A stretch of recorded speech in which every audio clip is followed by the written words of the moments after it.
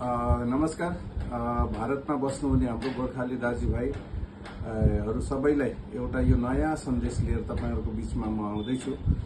मेरो अलिकता यो लामो हुन जान्छ तर पूरा भिडियो सुन्नु होला, किनकि हाम्रो यो जो जेनेरेसन छ त्यसले चाहिँ गोर्खाली समाजको लागि केही पनि गर्न पाइएन भन्ने एउटा टिस मनमा थियो। किन नेपाली भाषा आन्दोलनको समयमा हामी आन्दोलनमा सहयोग पुर्याउन सकेनौं, तर अहिले भारतभरि बस्ने गोर्खाली अथवा नेपालीहरूलाई हामीले एउटा केही आफ्नो सहयोग पुर्याउन चाहिँ अवसर पाएका छौं।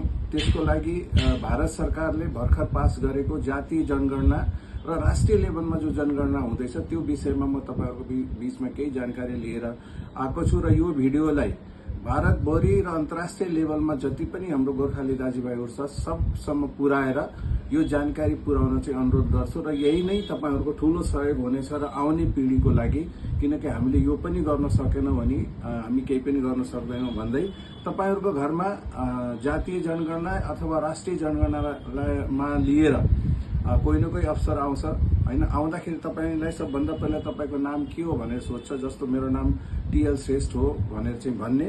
अनि त्यसपछि कति परिवार बस्छ भन्दाखेरि तपाईहरुको जति परिवार छ 7 जना 8 जना 10 जना जति पनि परिवार छ त्यो परिवार भन्ने। त्यो भन्दाखेरि अफसरले के भन्छ भन्दाखेरि तपाईहरु यहाँ 2 जना बुढाबुढी मात्रै देख्छु त अरु परिवार कहाँ छ त भन्दाखेरि रोजगार गर्नको लागि नोकरी गर्नको लागि बाहिर गएको छ, तर स्थायी बसोबास यही नै हो, यही हो उहाँहरुको घर भनेर चाहिँ भन्ने। अर्को कुरा कुन भाषा बोल्नुहुन्छ भनेर चाहिँ सोध्दाखेरि तपाईं हामीले नर्मली नेपाली भाषा बोल्छौं, किनकि हामी नेपाली भाषी गोर्खाली हौं।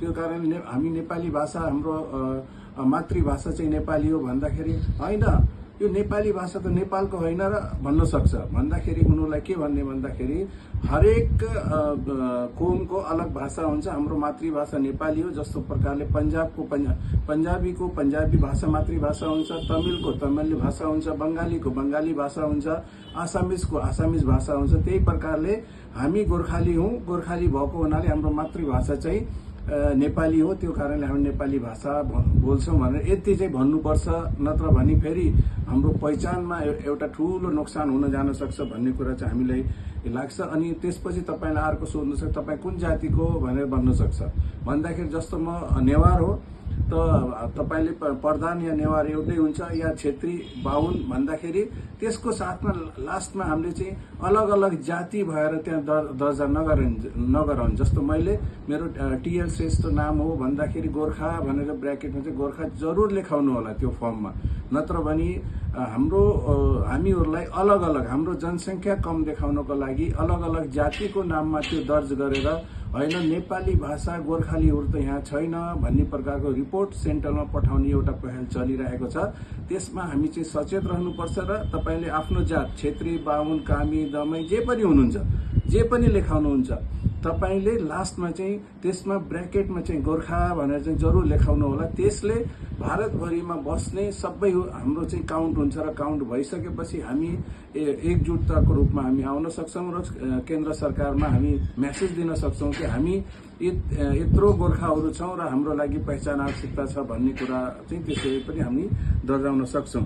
अर्को गोर्खा जाति कुन जाति भनेर चाहिँ भन्न सक्छ, किनकि गोर्खा जाति त कोही जाति त छैन, तर के भन्ने भन्दाखेरि जुन प्रकारले अलग अलग भाषा बोल्नेहरुको छ त्यो कारणले गर्दाखेरि हामी नेपाली भाषा बोले तापनि 1986 को आन्दोलनपछि भारतमा बस्ने गोर्खालीहरु जसले नेपाली बोल्छ उनीहरुलाई गोर्खाको रूपमा चिनिन्छ भनेर संविधानमा व्यवस्था गरेको हुनाले हामी त्यसरी चाहिँ गोर्खा जाति हौं भनेर चाहिँ हामीले त्यो भन्नु सक्नुपर्छ।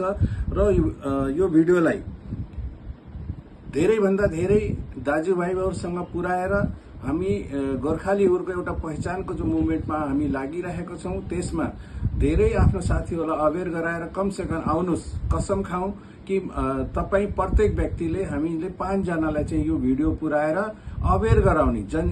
जातीय जनगणना हुँदैछ त्यो के हो, त्यसपछि राष्ट्रिय जनगणना हुँदैछ त्यो के हो भन्ने कुरा चाहिँ प्रत्येकले कसम खाऊ कि म चाहिँ 5 जनालाई चाहिँ अवेयर गराउँछु, 5 जनाको मेरो जिम्मेदारी हो भनेर प्रत्येकले 5 जनाले फेरि 5 जनाको जिम्मेदारी लिने।